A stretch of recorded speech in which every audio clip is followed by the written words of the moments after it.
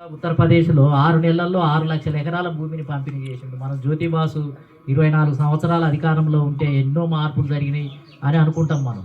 కానీ 24 సంవత్సరాలు ఉన్న తర్వాత కూడా గోడల మీద మళ్ళీ భూ సంస్కరణలు జరగాల్సిందే అని ఆడ రాస్తూ మళ్ళీ ఆడ జరుగుతూ ఉంటుంది. మార్పులు జరగాలని రాస్తుంటారు. కానీ ఈయన 6 నెలల్లోనే 6 లక్షల ఎకరాల భూమి మొత్తం పంపిణీ చేసి అద్భుతాలను సృష్టించినటువంటి వ్యక్తి. బడ్జెట్ అంతా కులాల వారీగా కేటాయించినటువంటి వ్యక్తి. అంబేద్కర్ పేరు మీద ఒక జిల్లా, బుద్ధుని పేరు మీద ఒక జిల్లా, కబీర్ పేరు మీద ఒక జిల్లా, రవిదాస్ పేరు మీద ఒక జిల్లా, సాహు మహారాజ్ పేరు మీద ఒక జిల్లా. మనం పితామహులని ఇప్పుడు కరపత్రాల మీద వేసుకునే పితామహుల పేర్లు అందరి జిల్లాల పేర్లు మార్చేసింది, మొత్తం పెట్టేసింది. మొత్తం లక్నో నడిబొడ్డున 100 ఎకరాలతోటి పెద్దది భీమ్రావ్ అంబేద్కర్ది, బాబాసాహెబ్ అంబేద్కర్. అది ఇప్పటికీ అద్భుతం. పోయిన వాళ్ళ దాంట్లో ఇలా విజిటర్స్ అంతా లక్నోకి పోతే ఆ పార్కు చూడాల్సిందే, అంత నిర్మాణం చేసినటువంటి పరిస్థితి. కాబట్టి ఇవన్నీ బీఎస్పీలో అద్భుతాలనే చూసాం మేము. ఎందుకంటే చెప్పింది చేయటం, బాబాసాహెబ్ అంబేద్కర్ సిద్ధాంతాన్ని నా కళ్ళ ముందల్నే అమలు చేసి దాన్ని దేశంలో 3వ జాతీయ పార్టీగా తయారు చేసి ఉత్తరప్రదేశ్లో అధికారంలోకి వచ్చి బహుజన వాదాన్ని ఆయన మేనిఫెస్టో లేదు, మీరు అనుకున్నట్టుగా మేనిఫెస్టోలో కమ్యూనిస్టులలో ఫారిన్ పాలసీ, ఆర్థిక పాలసీ అన్నీ రాస్తేనే మనం చూసి అబ్బో దీనికి మేనిఫెస్టో ఉంది అని మనం సంతోషపడతాం. కానీ ఆయన మేనిఫెస్టోనే లేదు. ఉత్తరప్రదేశ్ ఎలక్షన్లకు పోతప్పుడు అంతా మా బహుజన సిద్ధాంతమే, జనాభా ప్రాతినిధ్యం ప్రకారం అన్ని కులాలకు అన్ని వర్గాలకు మొత్తం ఎమ్మెల్యేలు ఎంపీలు చేయటం, అందరినీ ఉద్యోగాలలో అందరికీ ప్రాతినిధ్యం ఇవ్వటం, భూమిని పంపిణీ చేయటం అని ఓవరాల్గా చెప్పినట్టు. అంటే మేనిఫెస్టో లేకుండా ఆయన సిద్ధాంతాన్ని, అంబేద్కర్ వాదాన్ని, బహుజన సిద్ధాంతాన్ని తూచా తప్పకుండా అమలు చేసి ఒక మాదిగ స్త్రీని ముఖ్యమంత్రిగా చేసి, డీజీపీని ఒక చమార్ కమ్యూనిటీ, అదేవిధంగా 47 జిల్లాలకు బీసీలను పెట్టాలని నిర్ణయిస్తే కలెక్టర్లు లేరు, ఐఏఎస్లు అప్పటికి రిజర్వేషన్ లేదు కాబట్టి ఎవరు ఐఏఎస్ డైరెక్ట్గా అయిన వాళ్ళు లేరు. ఎమ్మటే ఏం చెప్పిండు, జాయింట్ కలెక్టర్లు, డిప్యూటీ కలెక్టర్లు ఎవరున్నారో లీస్ట్ ఇచ్చేసేయమన్నాడు. ఇచ్చేసినాక అందులో బీసీలు ఎవరన్నా అడిగి టిక్కులు కొట్టుకొని వీళ్ళందరినీ కలెక్టర్లుగా ప్రమోట్ చేయమని ప్రమోషన్ ఇచ్చి కలెక్టర్లుగా చేసి 47 జిల్లాలకు బీసీలను కలెక్టర్లుగా చేసి నియామకం చేయటం జరిగింది. 12,000 అంబేద్కర్ గ్రామాలను ప్రకటించి, అంబేద్కర్ గ్రామాలలో రోడ్లు నున్నగా ఉండాలి, ఎలక్ట్రిక్ ఉండాలి, మరుగుదొడ్లు ఉండాలి, సస్యశ్యామలంగా ఉండాలి, మొత్తం వాటిని 12,000 గ్రామాలను మొదటి ఫేసులో నిర్మాణం చేసినటువంటి వ్యక్తి.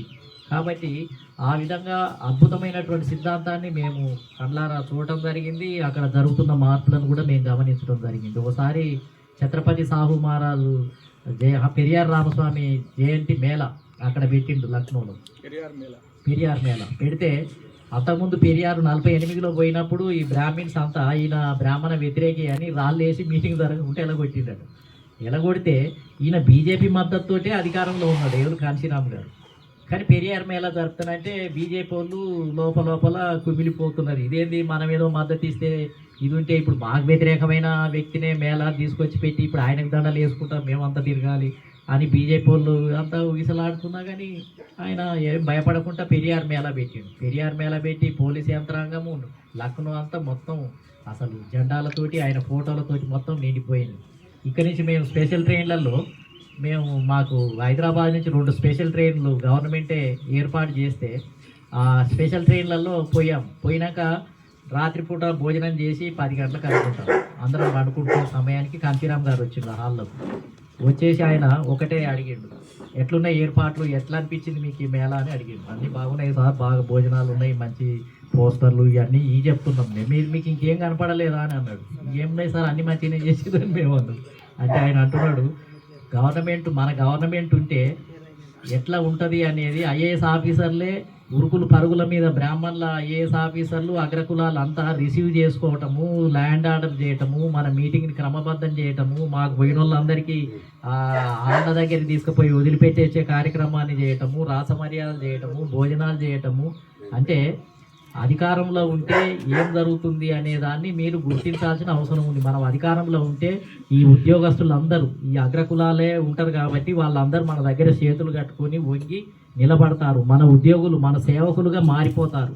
కాబట్టి మీరు ఇది ఉత్తరప్రదేశ్లో ఇది చూసి మీరు ఆంధ్రప్రదేశ్కి వెళ్ళి ప్రజల్ని సమాయత్తం చేసి ఓట్లు వేయించి మీరు అక్కడ పాలకులు అయితే మీకు ఈ దశ రావడానికి అవకాశం ఉంది, మీరు అది గమనించాలి అని ఆయన చెప్పిండు. అంటే ఆ తేడా మనం వచ్చే మీటింగ్లోకి పోతే చూస్తే మీ బాగుంది మంచిగా ఉంది మీటింగ్ అని అనుకుంటాం, కానీ ఒక పాలక వర్గంగా ఉంటే ఎట్లా రాస మర్యాదలు ఉంటాయి, అగ్రకులాలంతా ఎట్లా మన ఎమ్మటి హడావుడిగా పరిగెత్తుకొని వస్తారు, సెల్యూట్ చేస్తారు, ఇవన్నీ ఆయన చెప్పినాక దాని యొక్క ఇంపార్టెన్స్ మనకు అర్థమైనటువంటి పరిస్థితి.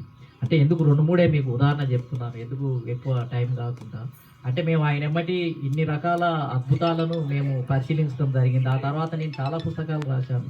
ఏది రాజ్యాధికారం ఎవరి చేతుల్లో ఉందనేది ఒక పుస్తకము, దేశ రాజకీయాలను మలుపు తిప్పుతున్న కాంశీరామ అనేది ఒక పుస్తకం, కుల వ్యవస్థలో శత్రు వైరుధ్యాలు, కుల వ్యవస్థ చరిత్ర పొడుగున బ్రాహ్మణవాదుల ఆర్థిక దోపిడీ, సత్యశోధక కార్మిక కర్షక ఉద్యమాలకు పుట్టినిల్లు సత్యశోధక సమాజ్ ఉద్యమం, బ్రాహ్మణిస్టు భ్రమల నుండి బయటపడని కమ్యూనిస్టు పార్టీలు. ఈ జనశక్తి గ్రూపులో, పీపుల్స్ వార్ గ్రూపులో ఎక్కువ చదివిన ఈ మూడు పుస్తకాలే. ఏది కుల వ్యవస్థలో శత్రు వైరుధ్యాలు, కుల వ్యవస్థ చరిత్ర పొడుగున బ్రాహ్మణవాదుల ఆర్థిక దోపిడీ, కార్మిక కర్షక ఉద్యమాలకు పుట్టినిల్లు సత్యశోధక ఉద్యమం, బ్రాహ్మణిస్టు భ్రమల నుండి బయటపడని కమ్యూనిస్టు పార్టీలు. ఈ 4 పుస్తకాలు ఇక్కడ బిఎస్పి ఇక్కడ ప్రారంభమైంది, ఒక చర్చ జరుగుతుంది. అప్పుడు ఈ పుస్తకాలు ఎవరు మన బెల్లయ్య నాయకు, వెనకల ప్రభాకరు, వీళ్ళ టీం అంతా మాతోటి ఉండే. అప్పుడే వీరన్న పరిచయం అయ్యి అప్పుడే మీటింగులు పెట్టడం, మేము మమ్మల్ని స్పీకర్స్గా పిలవటం. అందులో ఇంకా ఒక అడుగు జనశక్తిలేమో ముందుగా ఈ చర్చ ప్రారంభమైంది. తర్వాత వీరన్న దాన్ని ఇంకా ముందుకు తీసుకొని పోయి మొత్తం కుల సంఘాలనే మొత్తం మోకు దెబ్బ, డోలు దెబ్బ లాంటి సంఘాలను ప్రారంభించి అన్నిటికంటే కూడా ముందు భాగానికి వచ్చి ఒక కొత్త విప్లవాన్ని, కొత్త మార్పును ఆయన తీసుకురావటం అనేది జరిగింది. డాక్యుమెంటే రిలీజ్ చేయడం జరిగింది. ఈలోపే పీపుల్స్ వార్ వాళ్ళు కూడా మళ్ళీ వాళ్ళు ఒక అడుగు ముందుకు వచ్చి వాళ్ళు కులం గురించి చర్చిస్తున్నట్టుగా, మార్పులు వస్తున్నట్టుగా అక్కడ కూడా ఒక చర్చ జరిగింది. ప్రధానంగా అయితే జనశక్తి, వీరన్న గ్రూపు, అదేవిధంగా పీపుల్స్ వారు వీటిల్లో ఈ రిజర్వేషన్లకు మద్దతు ఇవ్వాలి అనేది, ఈ కులం సమస్యని కూడా గుర్తించాల్సిన అవసరం ఉంది అనేది ఈ గ్రూపులలో ముందుకొచ్చి దాని మీద చర్చ జరగటము అనేది జరిగింది. అయితే ఈలోపే 89 తర్వాత 90లో 89లో మేము బీఎస్పీలో చేరిన కానించి కాంశీరామ్ గారు ఒక నినాదం తీసుకున్నారు. మండల్ కమిషన్ లాగు కరో వర్నా కుర్సీ ఖాళీ కరో అనే నినాదంతో యూపీ సింగ్ ప్రైమ్ మినిస్టర్గా ఉన్నాడు. ఏమని ఇచ్చారు, నువ్వు మండల్ కమిషన్ అమలన్న చేయి, లేకపోతే గద్దె దిగి వెళ్ళిపో, నీకు చేత కాకపోతే గద్దె దిగి వెళ్ళిపో అని 89 నుంచి మేము రాకముందు నుంచే ఆ నినాదం, అంటే 88 నుంచే ఆ నినాదంతో దేశవ్యాప్తంగా ఉద్యమాలు చేస్తున్నాడు. అయితే మేము ఢిల్లీలో బోర్డ్స్ క్లబ్ దగ్గర 48 రోజులు మండల్ కమిషన్ లాగు కరో వర్నా కుర్సీ ఖాళీ కరో అనే మూమెంట్ను 48 రోజులు నిర్వహిస్తున్నారు. ఒక్కొక్క రాష్ట్రం నుంచి 10 రోజులు రావాలి. రోజు ఉదయం 9 గంటలకు లైన్లు నిలబెడతారు అనమాట, ఒక 5,000 మందిని. ఆ లైన్లలో నిలబడి మధ్యాహ్నం 1 గంట వరకు నిలబడి మండల్ కమిషన్ లాగు కరో వర్నా కుర్సీ ఖాళీ కరో, మధ్యాహ్నం మళ్ళీ 1 నుంచి 2:30 వరకు రొట్టెలు అక్కడే పక్కనే పంజాబ్ వాళ్ళు, లక్నో వాళ్ళు పిండి తీసుకొచ్చేది బస్తాలు, ఆ పక్కనే పొయ్యి పెట్టి రొట్టెలు కాలుతూనే ఉండేది, ఇస్తూనే ఉండేది. మేము ఇక్కడ ఉద్యమాలు ఉన్నప్పుడే వాళ్ళు కాల్చి పెట్టేది, మేము పోయినాక కూడా కాల్చేది.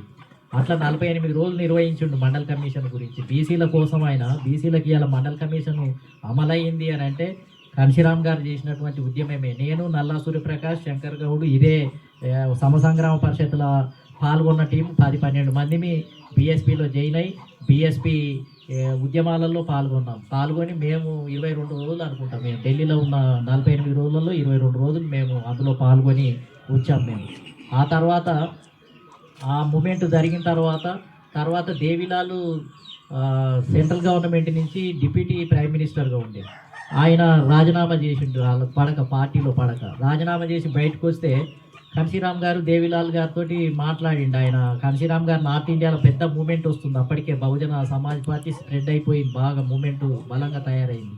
దేవిలాల్ తోటి కలిసి జాట్లలో కొన్ని ఉపకులాలు మండల్ కమిషన్ జాబితాలో ఉన్నాయి. కొన్ని ఏరియాలలో రాజస్థాను, పశ్చిమ యూపీలో ఉన్న జాట్లు పేదవాళ్ళు కాబట్టి వాళ్ళు మండల్ కమిషన్లో చేర్చారు.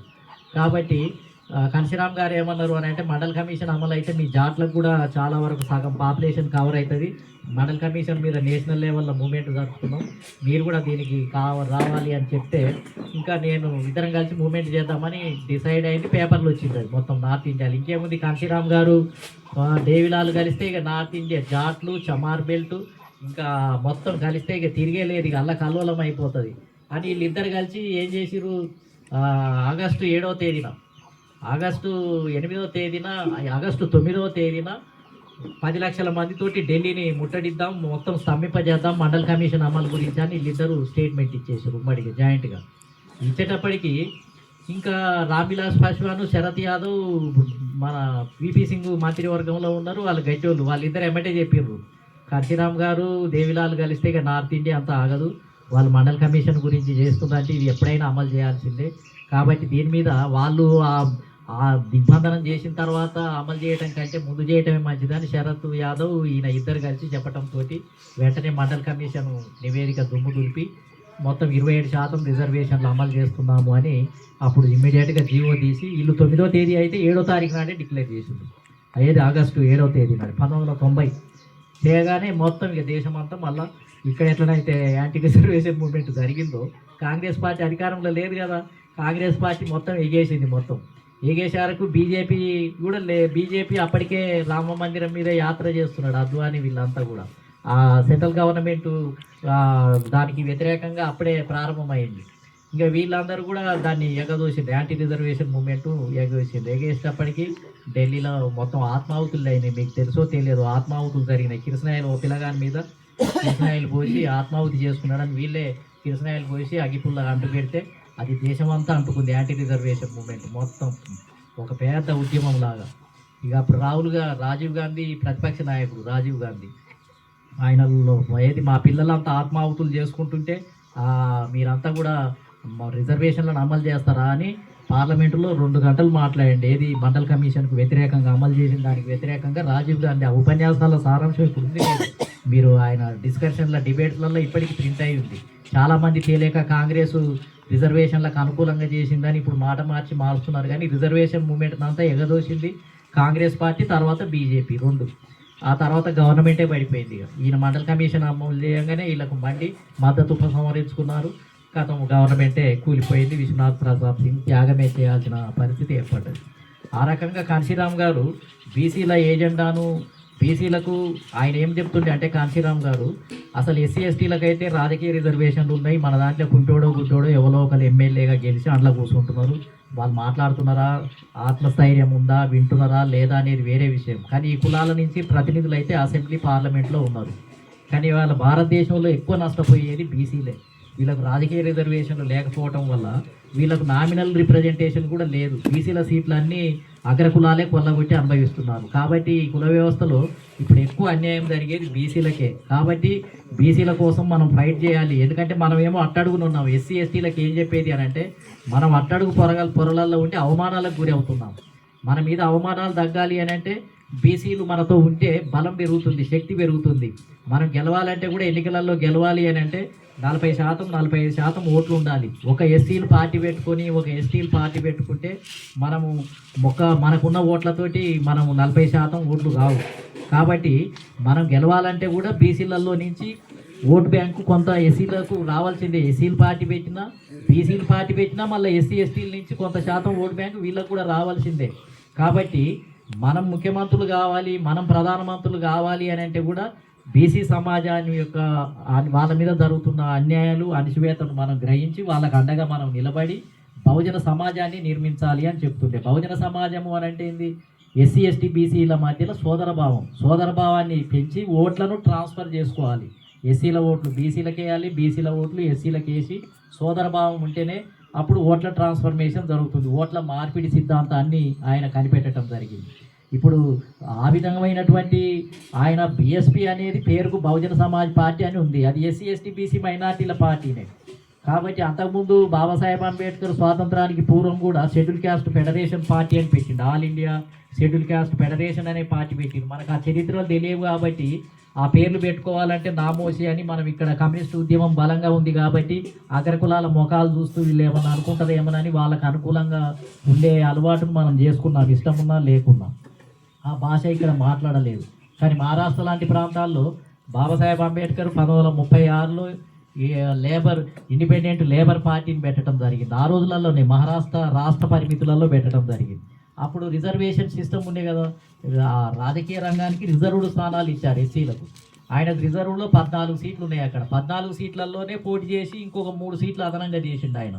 రిజర్వ్ స్థానాల వరకే ఇండిపెండెంట్ లేబర్ పార్టీ ద్వారా పోటీ చేస్తే 17 స్థానాలలో నేను అనుకుంటా 15 స్థానాలు గెలిచిండు ఎమ్మెల్యేలుగా. 15 మంది గెలిచారు. బాబాసాహెబ్ అంబేద్కర్ పెట్టిన ఇండిపెండెంట్ లేబర్ పార్టీ స్వయంగా బాబాసాహెబ్ అంబేద్కరే తన పార్టీ బీఫామ్ మీద పోటీ చేసి బాంబే సెంటర్లో పోటీ చేసి అసెంబ్లీకి పోయాడు. అసెంబ్లీ ఎమ్మెల్యేగా ఎన్నికైనటువంటి పరిస్థితి. ఈ చరిత్ర మనకు చాలామందికి తెలియదు. ఆ తర్వాత మళ్ళీ ఆల్ ఇండియా లెవెల్లో 1935లో 800 షెడ్యూల్ క్యాస్ట్ కులాల జాబితా ఒకటి తయారైంది. అప్పుడు 800 కులాలను ఐక్యం చేయడానికి ఒక పార్టీ ఉండాలని చెప్పి ఏం చేసిండు, all India schedule caste federation అని పార్టీ పేరు, ఇంతకుముందు ఉన్న ఇండిపెండెంట్ లేబర్ పార్టీని all India schedule caste federation అనే పార్టీ పేరుగా మార్చి ఆల్ ఇండియా పార్టీగా పెట్టడం జరిగింది. ఆల్ ఇండియా పార్టీగా పెట్టి అనేక రాష్ట్రాల్లో పోటీ చేసిండు. తమిళనాడులో 2-3, ఉత్తరప్రదేశ్లో ఒక 10-15 గెలిచిండు, 2 లోక్సభ స్థానాలు గెలిచిండు, మధ్యప్రదేశ్లో గెలిచిండు. అదేవిధంగా మన ఆంధ్రప్రదేశ్లో కూడా 1952లో ఎన్నికలు జరిగినప్పుడు మొదటిసారిగా ఆంధ్ర రాష్ట్రం అంటే హైదరాబాద్ స్టేట్, మనకు 1952లో మనకున్న స్టేట్ పేరు హైదరాబాద్ స్టేట్. నిజాము రజకార్లు అయిపోయిన తర్వాత హైదరాబాద్ స్టేట్ ఏర్పడ్డది. అప్పుడు 1952లో బాబాసాహెబ్ అంబేద్కర్ ఇక్కడ పోటీ చేయించిండి హైదరాబాద్ స్టేట్లో. పోటీ చేస్తే 5 ఎమ్మెల్యే సీట్లు బాబాసాహెబ్ అంబేద్కర్ పార్టీ ఇక్కడ గెలిచింది. All India schedule caste federation తరఫున ఇక్కడ గెలిచింది. సిరిసిల్ల, మహబూబాబాద్, జగిత్యాల, అదేవిధంగా కర్ణాటక అప్పుడు రాయచూరు, ఈ ప్రాంతాలన్నీ మన దాంట్లోనే కలిసి ఉండేది. అక్కడి నుంచి ఒక ఎమ్మెల్యే, సోలాపూర్ అని ఇటు మహారాష్ట్ర ప్రాంతంలో సోలాపూర్ కూడా మన దాంట్లో కలిసి ఉంది, అక్కడి నుంచి ఒక ఎమ్మెల్యే, 5 ఎమ్మెల్యేలు గెలుపొందడం జరిగింది. 2 లోక్సభ సభ్యులు, ఒకటేమో మన కరీంనగర్, ఈ కరీంనగర్ జిల్లాలో బాబాసాహెబ్ అంబేద్కర్ పెట్టిన పార్టీ నుంచి ఎంపీగా గెలిచిండు ఎంఆర్ కృష్ణ అని. తర్వాత ఆయన కాంగ్రెస్లో జాయిన్ అయ్యిండు. కానీ ఆయన మొదటిసారిగా బాబాసాహెబ్ అంబేద్కర్ పెట్టిన పార్టీ నుంచి కరీంనగర్ నుంచి గెలుపొందాడు. ఇంకో అతనేమో రాజ్ భోజ్ అని, ఆయన సోలాపూర్ నుంచి ఎంపీగా గెలుపొందడం జరిగింది. అంటే బాబాసాహెబ్ అంబేద్కర్ 1952 ఎన్నికలలోనే ఎమ్మెల్యేలుగా గెలిచినటువంటి పరిస్థితి ఉంది. ఆ తర్వాత మళ్ళీ రిపబ్లికన్ పార్టీ పెడితే రిపబ్లికన్ పార్టీ ద్వారా ఇక్కడ ఎల్లారెడ్డి కూడా, మనం ఎల్లారెడ్డి నుంచి ఈశ్వరీబాయి గెలిచింది రిపబ్లికన్ పార్టీ ద్వారానే. అమలాపురం నుంచి గెలిచిండ్రు, కోసల్పేటలో 2-3 గెలిచిండ్రు, అమలాపురము, అదేవిధంగా ఇంకో ప్రాంతం నుంచి కాకినాడ లోకల్ నుంచి కూడా ఒకటి గెలిచినట్టున్నారు. కాబట్టి అంబేద్కర్ కాలంలో విత్తనాలు పడ్డాయి, బీజాలు కూడా పడ్డాయి. కాశీరామ్ గారు వచ్చిన తర్వాత ఇంకా దాన్ని పరిపుష్టి చేసి ఇది ఆల్ ఇండియా షెడ్యూల్ క్యాస్ట్ అనేది కాకుండా బహుజన్ సమాజ్ పార్టీ, అంటే మేము 85% బహుజనులు, అంటే ఎస్సీ, ఎస్టీ, బీసీ, ముస్లింలు అంతా కలిస్తే బహుజనులు, అగ్రకులాలు 15%. కాబట్టి ఇప్పటిదాకా ఈ దేశాన్ని 15% వాళ్ళే పరిపాలించారు. 85%గా ఉన్నటువంటి వాళ్ళు రాజకీయ బానిసలుగా ఉన్నారు. ఎవరి జనాభా ప్రకారం వాళ్ళకి ఎమ్మెల్యే టికెట్లు దక్కాల్సిందే, ఎంపీ టికెట్లు దక్కాల్సిందే అని ఆయన మొత్తం ఒక నినాదం ఇచ్చేసి ఆ విధంగా దేశంలో కొత్త ఎక్స్పెరిమెంట్, ఆయన భారతదేశంలో మొదటి ప్రయోగం, ఆయన ఉత్తరప్రదేశ్ అనేదాన్ని ఒక ప్రయోగశాలగా ఎన్నుకున్నాడు. ఉత్తరప్రదేశ్ అనేది బ్రాహ్మణులకు గుండెకాయ. అది అటువంటి ప్రాంతంలో ఇక్కడ ఆర్పిఐ బాబాసాహెబ్ అంబేద్కర్ పెట్టిన పార్టీ అప్పటికే 2-3 చీలికలుగా గురి అయిపోయి ఇక మేము గెలవలేమని ఆర్పిఐలో ఉన్న వాళ్ళంతా కాంగ్రెస్లో చేరిపోతున్న దశలో ఈయన మహారాష్ట్రలోనే ఉద్యోగం చేశాడు. ఎవరు, కాంశీరామ్ గారు, డిఆర్డిఎల్ అనే సంస్థలో. అక్కడే ఈయనకు మొత్తం ఏంటంటే అంబేద్కర్ గురించి చదవటము, కుల నిర్మూలన అనే పుస్తకాన్ని చదవటము, ఆయన రాజీనామా చేసి ఆర్పిఐకి ఫుల్ టైమ్గా పనిచేద్దాం అనుకున్నాడు.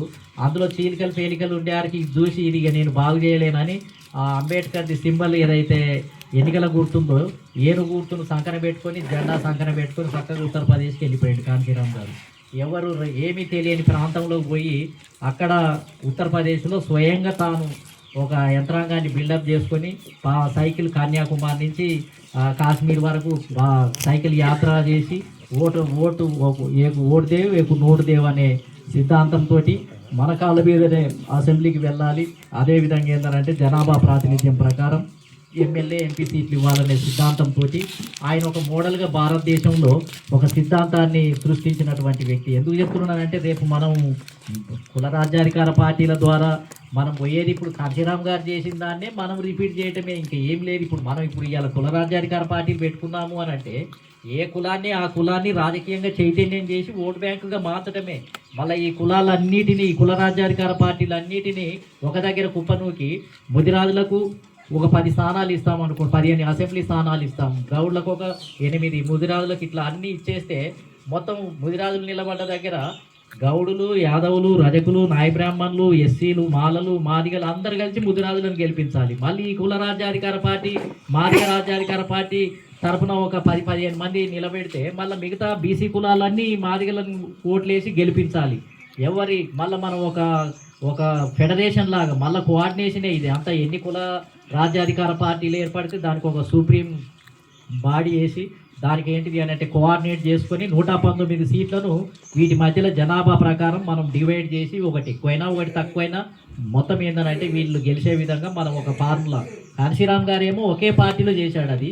ఇదేమో ఇప్పుడు మనం చెప్తే ఇప్పుడు ముదిరాజుల పార్టీ అని పెట్టాము.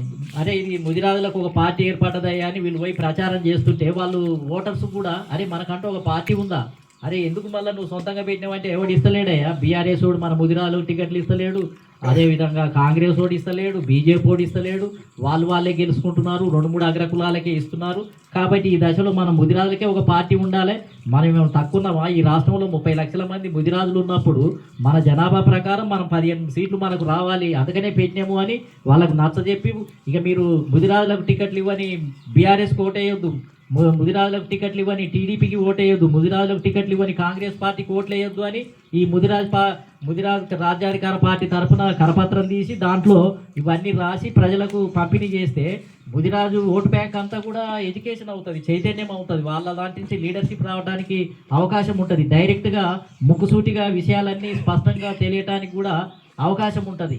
కాబట్టి మనం ఈ కులాల వారీగా చైతన్యం చేయటము, ఓటు బ్యాంకుగా ఓటును ముద్దగా కుప్పనూకటము, దాన్ని మళ్ళీ ఒక మిత్ర కులాల మధ్య ఓట్లను ట్రాన్స్ఫర్ చేయటం, 3-4 అంశాలు ప్రధానమైనటువంటి అంశాలతోటి కరపత్రాలు తీసి క్యాడర్ క్యాంపులు పెట్టి మనం ఇప్పుడు ఒక కొత్త విప్లవానికి ఇది నాంది పలకాల్సిందే. ఇది ఏ రూపంలోనే రాని మనకు కావాల్సిందే ఏంటంటే మనము ఢిల్లీకి పోవాలంటే నడుచుకుంటూనైనా పోతాం, సైకిల్ మీదనైనా పోతాము, బస్సు మీదనైనా పోతాము, హెలికాప్టర్లనైనా పోతాము, విమానాలనైనా పోతాం. మన లక్ష్యం ఢిల్లీకి చేరుకోవాలి. మీరు ఇవాళ కాంగ్రెస్ బీజేపీ పార్టీలు ఎవరు ఇవ్వటానికి సిద్ధంగా లేవు. ఆ 2-3 కులాల మధ్యలో పంపిణీ చేసుకుంటున్నాయి. ఇంకా గత్యంతరం లేదు. కాబట్టి ఇంకా మన జనాన్ని మనమే సమీకరించుకొని మనమే కొత్త విప్లవానికి నాంది పలికి ఈ విప్లవాన్ని ముందుకు తీసుకుపోవాల్సినటువంటి బాధ్యత మన మీదనే ఉంది. కాబట్టి ఆ పోరాటం వేగవంతం. ఇటువరకు చేయలేదా ఈ ప్రయోగము అని అంటే అంబేద్కర్ గారు చేశారు, కాంశీరామ్ గారు చేశారు, వేరే పార్టీలు చేశాయి, నారగోని కూడా చేశారు. కానీ మనం ఎప్పటికప్పుడు మారుతున్న పరిస్థితులకు అనుగుణంగా కాంశీరామ్ గారు చేసిన పద్ధతులనే చేయాలి, నారగోని గారు చేసిన పద్ధతులనే చేయాలని ఎక్కడ రాసి లేదు. ఎప్పటికప్పుడు స్ట్రాటజీలు, ఎత్తుగడలు, ఈ పదాలు, నినాదాలు, వ్యూహాలు ఎప్పటికప్పుడు మన అవసరాన్ని బట్టి మార్చుకుంటూ పోవటమే. ప్రజల్ని చైతన్యం చేయడానికి మనం ఎప్పటికప్పుడు కొత్త ఎత్తుగడలను కూడా స్వీకరించాల్సిందే. కాబట్టి ఆ విధంగా ఇప్పుడు ఈ కొత్త ఉద్యమం కూడా ఇప్పుడు ఒక కొత్త దశలో, కొత్త పుంతలో, కొత్త దారిలో వెళ్ళటానికి అవకాశం ఉంది. ఇప్పుడు మనకు ఒక అదృష్టం ఉంది. నేను ఇంతకుముందే సిద్ధేశ్వర్ గారు కూడా వ్యక్తిగతంగా కలిసినప్పుడు కొంతమందితో మాట్లాడటం జరిగింది. ఇవాళ మంచికో చెడుకో మన ముందు ఒక సోషల్ మీడియా అనేది ఇవాళ గ్లోబలైజేషన్ ద్వారా వచ్చిన మార్పుల వల్ల సోషల్ మీడియా వచ్చింది. ఒకప్పుడు మేము ఉద్యమం చేసే రోజులలో సమసంగ్రామ పరిషత్ తరపున ఒక స్టేట్మెంట్ ఇవ్వాలంటే ఆంధ్రజ్యోతి, ఈనాడునికి బతిలాడి మేము ఇట్లా చేసినవురా అంటే కూడా వాడు వేయకపోయేది, ఒక మొక్క కూడా రాయకపోయేది. వాళ్ళవన్నీ పెద్దగా రాసుకునేవాళ్ళు. కాబట్టి వాళ్ళ మంచుకో చెడుకో సోషల్ మీడియా అనేది ఫోను ఎవరి చేతుల్లోనైతే ఫోన్ ఉంటుందో వాళ్ళ చేతుల్లోనే సోషల్ మీడియా. మన చేతుల్లో 100 మంది ఉంటే 100 మంది ఫోన్లలో ఒక్కొక్క యూట్యూబ్ ఛానల్ క్రియేట్ చేసుకోవచ్చు. నేను అనేది ఏంటంటే మీరు కులానికి ఒక పార్టీ పెట్టడం ఒక విప్లవం. నేను చెప్తున్న ఒక్కొక్క కులంలో 100 గ్రూపులను తయారు చేయాలి. ఏది సోషల్ మీడియా గ్రూపులను 10 యూట్యూబ్ ఛానళ్లను ఒక గ్రూప్గా తయారు చేసి దాన్ని మనం ఒక కులంలోనే ఒక 10 గ్రూపులు ఉండాలి. 10 గ్రూపులు అంటే 10 బదులు 100 మంది సోషల్ మీడియాను ముదిరాజులను చైతన్యం చేయడానికే 100 యూట్యూబ్ ఛానళ్ళను కనుక క్రియేట్ చేస్తే ముదిరాజులలో చెప్పాలి, మనమంతా ఓట్లు వేయడానికే పుట్టామా, జెండాలు మోయడానికే పుట్టామా, ఇతరులను గెలిపించడానికే పుట్టామా, పండ్లు ఏరటానికే పుట్టామా, చెప్పులు కుట్టడానికే పుట్టామా, కళ్ళు గీయడానికే పుట్టామా, ఇతరులను గెలిపించడానికే పుట్టామా, ఓట్లు వేయడానికే పుట్టామా, ఇతరులను ముఖ్యమంత్రులను చేయడానికే పుట్టామా, మనమంతా గొర్రెలు గాయాలన్నా, బర్రెలు గాయాలన్నా, గడ్డం చేయాలన్నా, బట్టలు ఉతకాలన్నా, చెప్పులు కుట్టాలా, ఇదేనా మన పని? కేసీఆర్ ఏ విధంగానైతే నిధులు నీళ్లు అంతా ఆంధ్రోళ్ళే దోపిడీ చేసుకుంటారు, ఉద్యోగాలు వాళ్ళే, కాంట్రాక్టులు వాళ్ళే, మొత్తం కాలనీలు అన్నీ వాళ్ళే, మొత్తం భూమి అంతా వాళ్ళదే, అన్ని పరిశ్రమలన్నీ వాళ్ళే అని ఎట్లా వాళ్ళని మీద రేజ్ చేసి రెచ్చగొట్టి మొత్తం ఆవేశాన్ని ఎట్లా సృష్టించి తెలంగాణ ప్రజలందరినీ నిద్రలేపి కాళ్ళ మీద కూర్చోబెట్టి కూసున్నోనికల్లా మొత్తం సిగం వచ్చేటట్టు ఎట్లా రెచ్చగొట్టిండో ఇవాళ మన దగ్గర కూడా అదే భావజాలం ఉంది. ఇవాళ ఇది ఇప్పుడు నేను చెప్పిన భావజాలాన్ని అంతా ఉపయోగించాలి. ఇప్పటిదాకా ఒక ముఖ్యమంత్రి కాలేదయ్యా, ముదిరాజుల నుంచి గౌడుల నుంచి కాలేదు, యాదవుల నుంచి కాలేదు, మాదిగలు ఈ రాష్ట్రంలో హయ్యెస్ట్ జనాభా, ఈ రాష్ట్రంలో సింగిల్ బిగ్గెస్ట్ కమ్యూనిటీ మాదిగల నుంచి ముఖ్యమంత్రి కావాలి. అవసరమైతే మాదిగలనే ముఖ్యమంత్రి. అట్టడుగున ఉన్న కులానికే ఫస్ట్ ప్రయారిటీ ఇస్తాం మనం. తర్వాత ముదిరాజులు ఉంటారు, తర్వాత ముస్లింలు కూడా ఈ రాష్ట్రంలో దాదాపు 10% ముస్లిం జనాభా ఉంది. తర్వాత ఎస్టీలు 10-11% ఉన్నారు, మాలలు ఉన్నారు, గౌడులు ఉన్నారు, యాదవులు ఉన్నారు. ఎవరు విపరీతంగా 8%, 6%, 7% కుప్పలే మనం ఉన్నాము.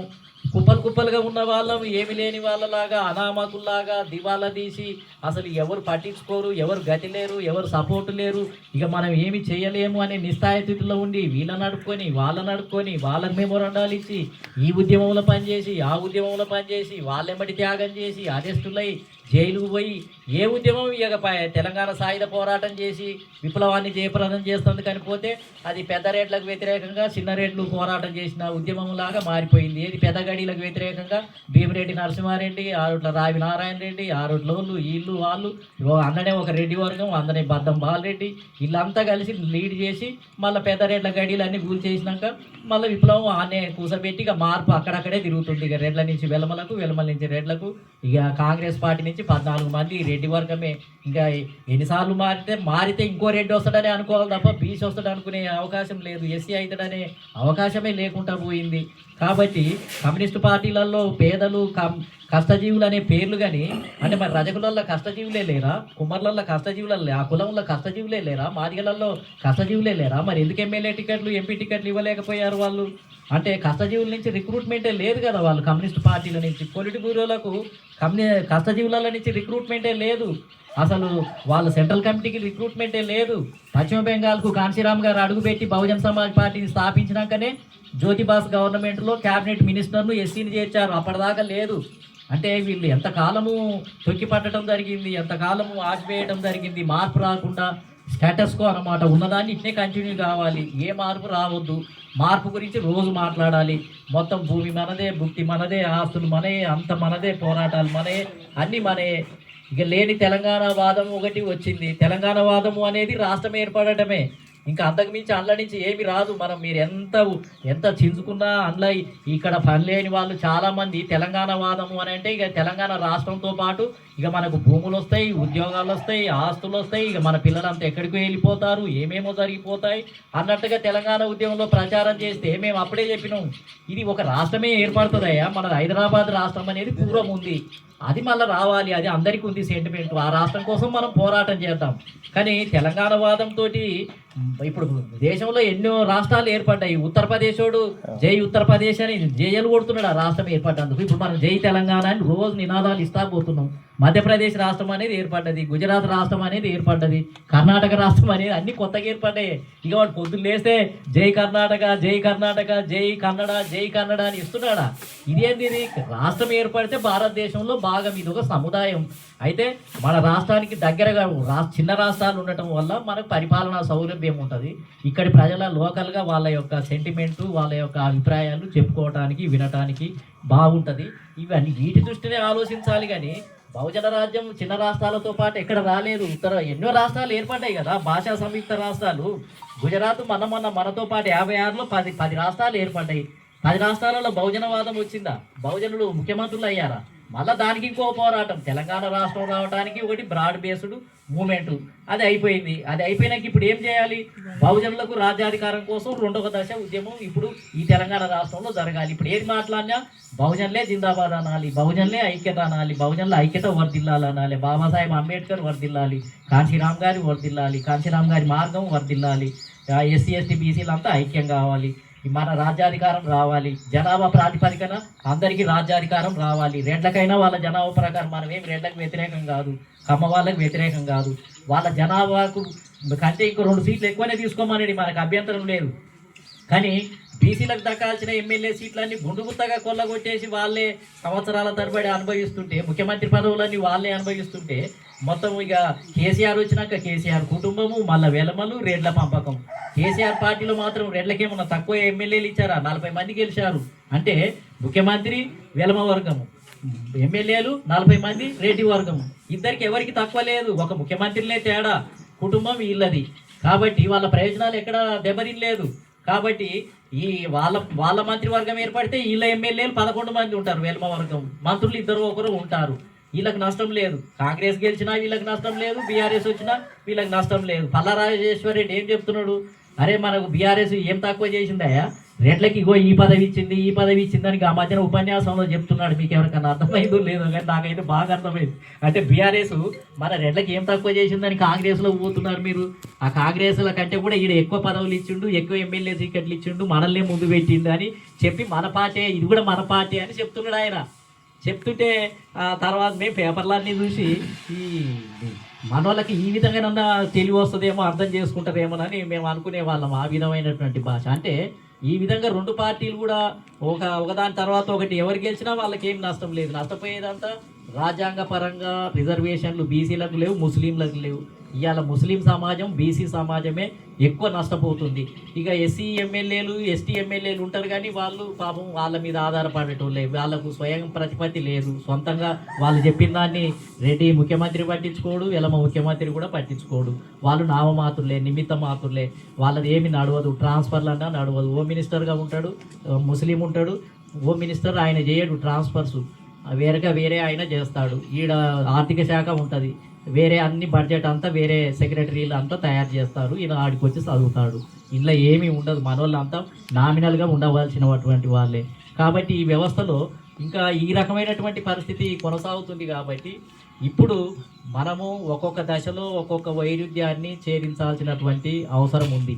ఇంతకుముందు చెప్పుకున్నట్టుగా కుల వ్యవస్థలను అయితే 2 విప్లవాలు జరగాలి. మొదటి విప్లవం ఏంటంటే కులాల సమానత్వం, ఆధిపత్యానికి వ్యతిరేకంగా, కుల ఆధిపత్యానికి వ్యతిరేకంగానే ఒక విప్లవం అంటావా, అది డెమోక్రటిక్ రివల్యూషన్ అంటారా, లేకపోతే ఉద్యమం అంటారా?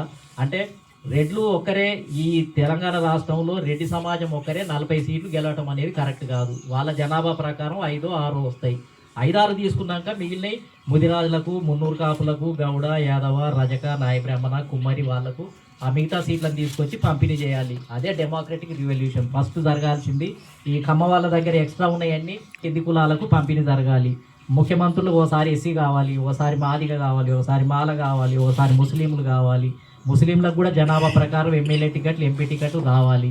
ఇది కదా ఇప్పుడు మొదటి రివల్యూషన్ జరగాల్సింది. కాశీరామ్ గారు చేసింది, అంబేద్కర్ చేసింది. మొదటి రివల్యూషన్ పూర్తి కావడం కోసమే వాళ్ళు ఉద్యమాలు చేశారు. కాబట్టి మనం ధనిక పేద అని సిద్ధాంతాలు రాసుకున్న కమ్యూనిస్టు పార్టీలలో పెద్ద ధనికులేమో కాంగ్రెస్ పార్టీలో ఉన్నారు, 2వ ధనికులేమో ఇంకో అగ్రకులం పార్టీలో ఉన్నారు, 3వ ధనికులేమో కమ్యూనిస్ట్ పార్టీలలో ఉన్నారు. మొత్తం పొలిట్ బ్యూరోలంతా బ్రాహ్మణులే అక్కడ. మొత్తం ఇక్కడ జాతీయ కాంగ్రెస్ కమిటీ మొత్తం బ్రాహ్మణులే, ముఖ్యమంత్రులంతా వాళ్ళే, ప్రధానమంత్రులంతా నెహ్రూ కుటుంబాలే. సగం పరిపాలన అంతా కూడా వాళ్ళే పరిపాలించడం జరిగింది. ఏ పార్టీ చూసినా కుల వ్యవస్థ యొక్క స్వరూపం అక్కడ స్పష్టంగా కనపడుతుంది. మీకు ఇంకా స్పష్టంగా చెప్పాలి అని అంటే చాతుర్వర్ణ వ్యవస్థ అంటే ఏంటి? పై స్థానంలో ఎవరు ఉంటారు? బ్రాహ్మణులు, 2వ స్థానంలో క్షత్రియులు, 3వ స్థానంలో వైశ్యులు, కింద శూద్రులు, ఇంకా కింద అట్టడుగు కులాలు, అంటరాని కులాలు. ఇది 5 భాగాలుగా విభజించబడ్డది. ఇప్పుడు కాంగ్రెస్ పార్టీ పై స్థాయిలో ఎవరు ఉన్నారు? బ్రాహ్మణులే. కుల వ్యవస్థ ఎట్లా నిర్మాణం అయిందో చాతుర్వర్ణ వ్యవస్థ, వాళ్ళ అక్కడ ప్రధానమంత్రులు ఎవరు అవుతారు? బ్రాహ్మణులే అవుతారు. అంటే పై స్థాయి చాతుర్వర్ణ వ్యవస్థ పై స్థాయి ఎవరు? బ్రాహ్మణులే. 2వ స్థానంలో ఎవరు ఉంటారు? క్షత్రియులు ముఖ్యమంత్రి అందులో క్యాబినెట్లో ఉంటారు. అగర్వాల్స్, బనియా ఉంటారు. ఇక శూద్రాగ్ర కులాలేమో ఇక్కడ రాష్ట్రాలకు వస్తే శూద్రాగ్ర కులాలు ఇక్కడ ప్రైమరీ స్టేజ్, ఇక్కడ ముఖ్యమంత్రులంతా వీళ్ళు ఉంటారు.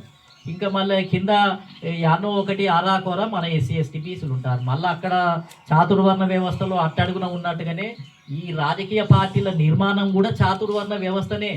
కమ్యూనిస్టు పార్టీల నిర్మాణం కూడా చాతుర్వర్ణ వ్యవస్థనే. పొలిట్ బ్యూరో అంతా బ్రాహ్మణులు, రెండవ స్థానంలో వైశ్యులు క్షత్రియులు, మూడవ స్థానంలో శూద్ర అగ్రకులాలు కమ్మారెడ్లు, మళ్ళీ అట్టడుగు పోతే ఇక జెండాలు మోసేది, మీటింగులు జయప్రదం చేసేది, మొత్తం ఓట్లు వేసేదంతా మన వర్గాలు. ఏమి లేని దగ్గర అన్నీ మనం జయప్రదం చేయాలి, వాళ్ళకు అందుబాటులో ఉండి వాళ్ళని ఎప్పుడు ఏంటిది అని అంటే గెలిచినట్టుగా చూడాలి.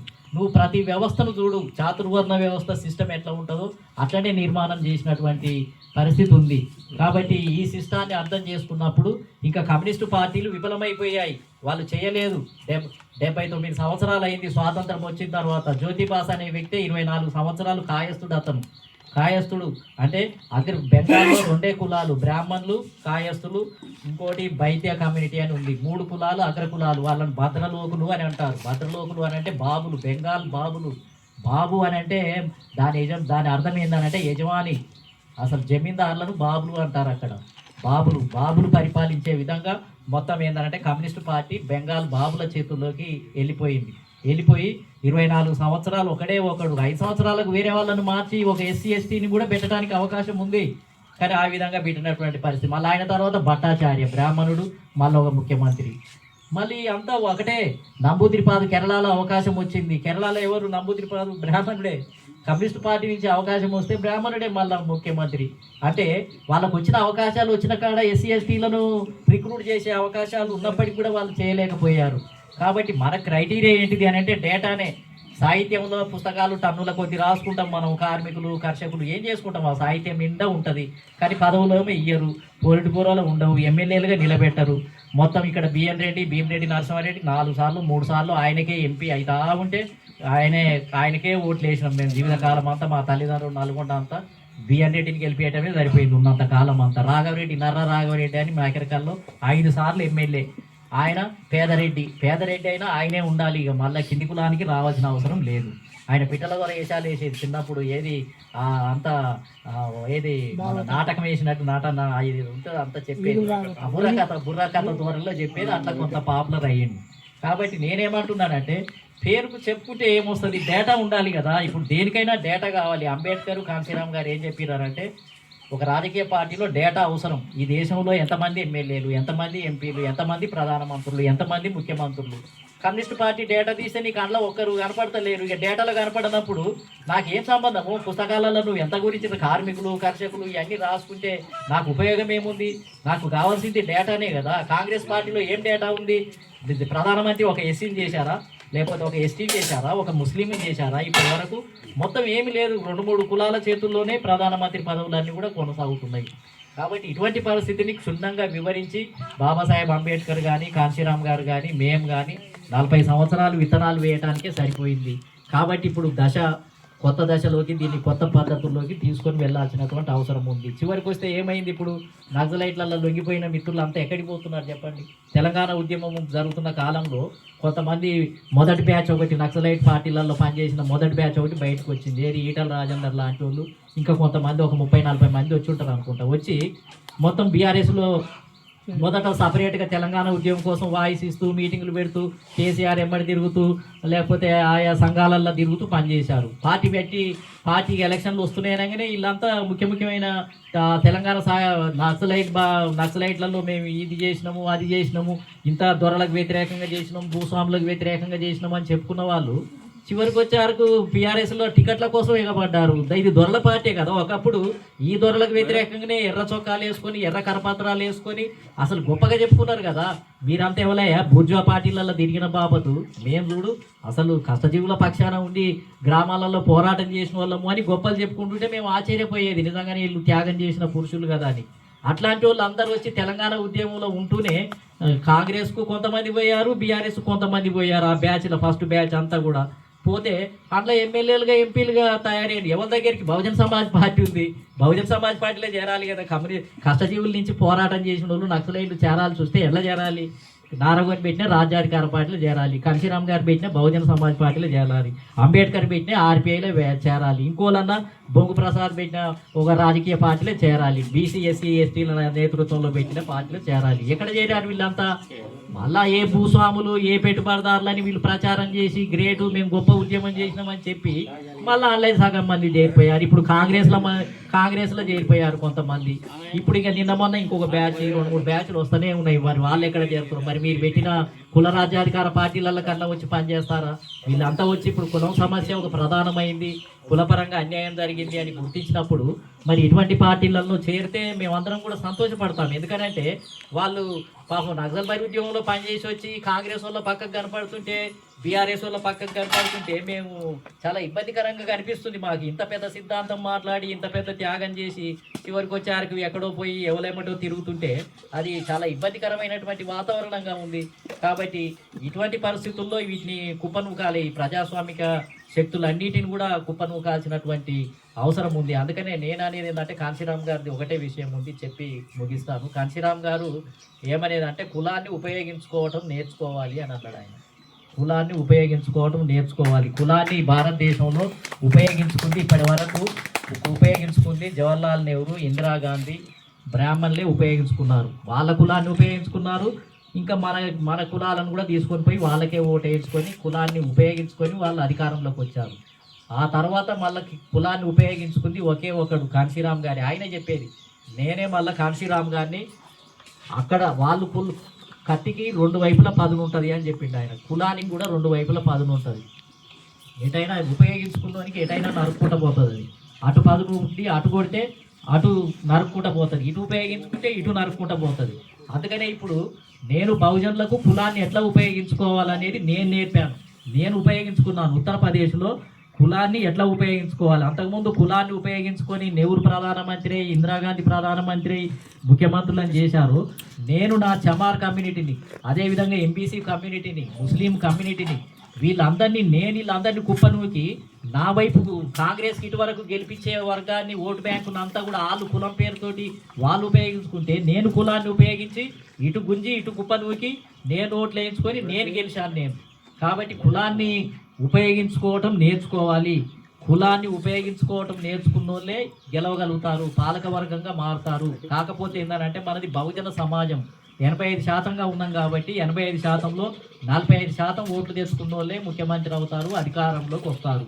కాబట్టి బహుజనులందరినీ ఏకం చేయాల్సినటువంటి అవసరం ఉంది. కులాన్ని నిర్మూలించడం కాదు, ఇంకా కులమే నిర్మూలించినాక ఇంకా మనం దేని ఆధారంగా ఐక్యం చేస్తాం?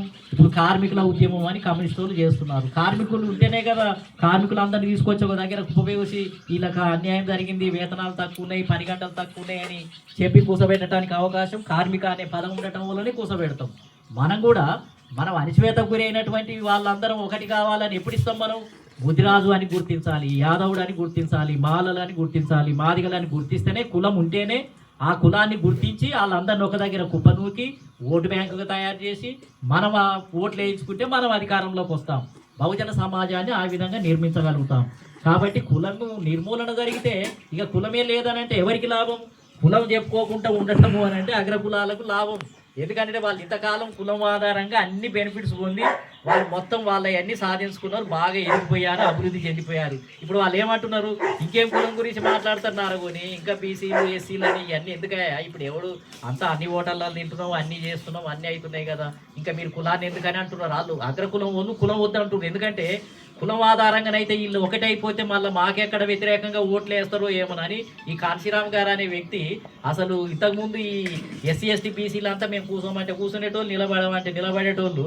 ఇప్పుడు ఈ కాంశీరామ్ అనేట ఆయన వచ్చి ఓటమారా రాజ్ తుమారా నైచేలేగా ఎస్సీ ఎస్టీ బీసీ మైనార్టీల ఐక్యత వర్ధిల్లాలని అమాయకులందరినీ నాయకులను చేస్తున్నాడు. మీరు కూడా ముఖ్యమంత్రులు కావచ్చు అని చెప్తున్నాడు, మీరు కూడా ప్రధానమంత్రులు కావచ్చు అని చెప్తున్నాడు.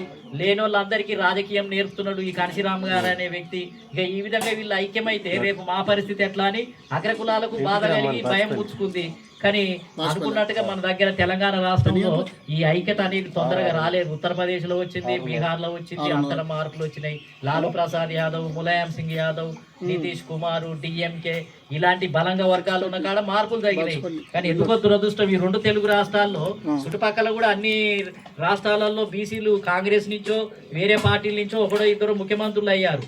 కానీ 2 తెలుగు రాష్ట్రాల్లోనే మొత్తం కొట్టుపోయినట్టుగా ఇప్పటి వరకు ఎవరు ముఖ్యమంత్రి కానటువంటి పరిస్థితి ఏర్పడ్డది. ఇది చాలా కఠినంగా చాలా హత్తుకొనిపోయి ఒక వ్యసనం లాగా ఉంది. ఒకసారి కాంగ్రెస్లో ఉంటే ఇక జీవితకాలం అంతా కాంగ్రెస్కే ఓటేయాలి, చచ్చిపోయిన దాకా ఆడ ఇచ్చినా ఇవ్వకపోయినా ఇక అందులో ఉండే చచ్చిపోవాలనే నిర్ణయానికి వచ్చి అందులో పనిచేస్తున్నారు చాలామంది. అదేవిధంగా ఒకసారి తెలుగుదేశానికి ఓటేస్తే ఇక జీవితకాలం అంతా టీడీపీలే ఉండి చచ్చిపోవాలి, ఇక మారేది లేదు. వాడు తన్నినా గుద్దినా అవమానం చేసినా ఇక అందులోనే ఉండి నేను టీడీపీ మొదటి నుంచి టీడీపీ అని చెప్పుకోవటం కూడా గ్రేట్గా ఫీల్ అయ్యే వాళ్ళు చాలామంది ఉన్నారు. అసలు జీవితకాలం అంతా ఒకటే పార్టీలో ఉండేటోళ్ళను గ్రేట్గా చెప్పుకుంటున్నారు. అసలు అది అడిక్షన్ అని అనుకోవట్లే. మనకు కూడా తెలిసిందే కదా కమ్యూనిస్టుల గురించి కూడా ఏమనేది, నేను చచ్చిపోయాను దాకా ఎర్రజెండా కప్పుకునే చచ్చిపోతా అని కూడా మనం అనుకున్న వాళ్ళం చాలామంది ఉన్నాం కదా.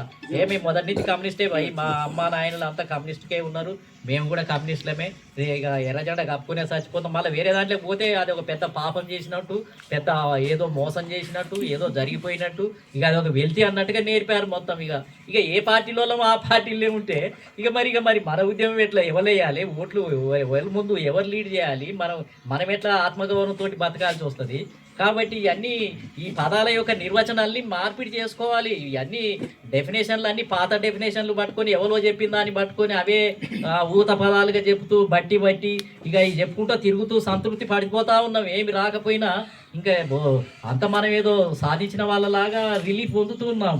కాబట్టి కాశీరామ్ గారు అంబేద్కర్ అట్లా కాదు, ఎప్పటికప్పుడు కొత్త ఎత్తుగడలు, కొత్త నినాదాలు, కొత్త పార్టీలు. అంబేద్కర్ అయితే 3 పార్టీలు పెట్టిండు తన జీవిత కాలంలో.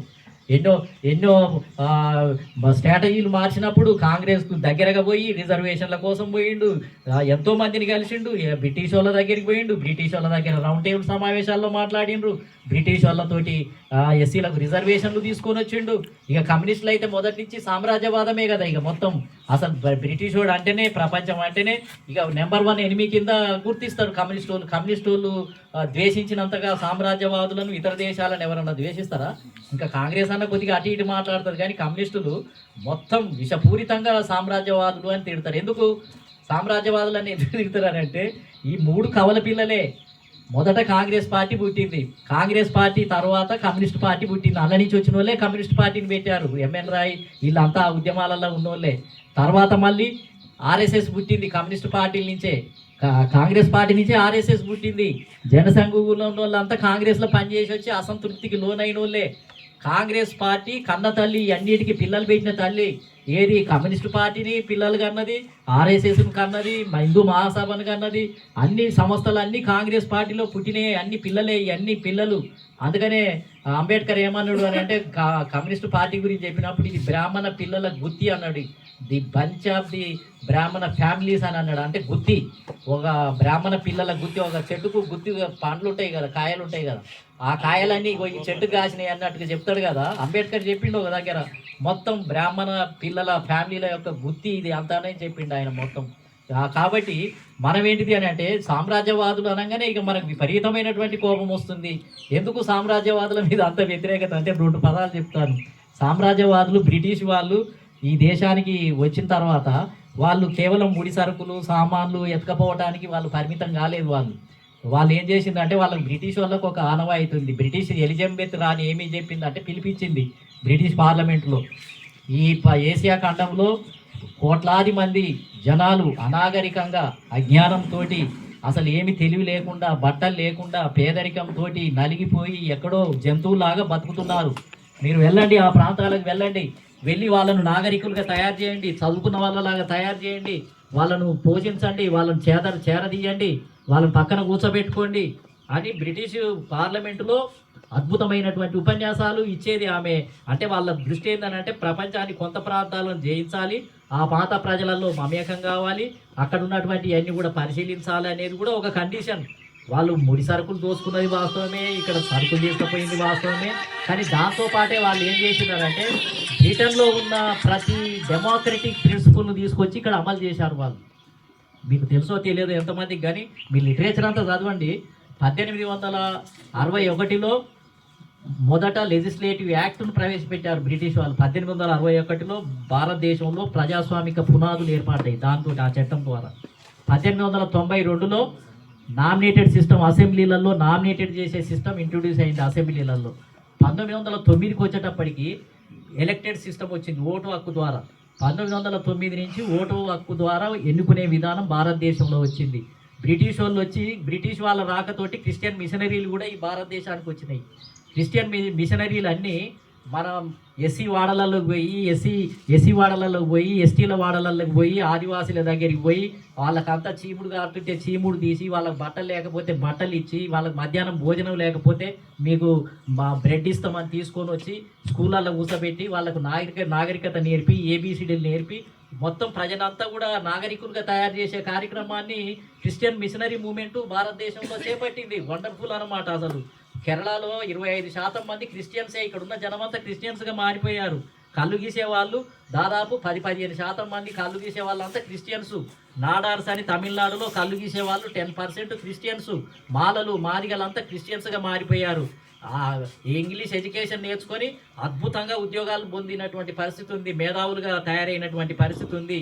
కులం లేదు, మతం లేదు, మొత్తం వాళ్ళ జీవితాలనే త్యాగం చేశారు. చర్చిలను ప్రారంభించి దాంట్లో విద్య నేర్పి ప్రేమ అన్నీ నేర్పి మనిషిని గౌరవించాలి అనేది ఒక పక్క నేర్పారు. బ్రిటిష్ వాడు కూడా ఏం చేసిండు, అంతకుముందు అంతా ఆటవిక ప్రాంతాలే కదా, వీడు రోడ్లు వేయటం నేర్పాడు, రైలు వేయటం నేర్పాడు, మొత్తం టెలికమ్యూనికేషన్ సిస్టమ్ ఫోన్ సిస్టాన్ని ప్రవేశపెట్టాడు.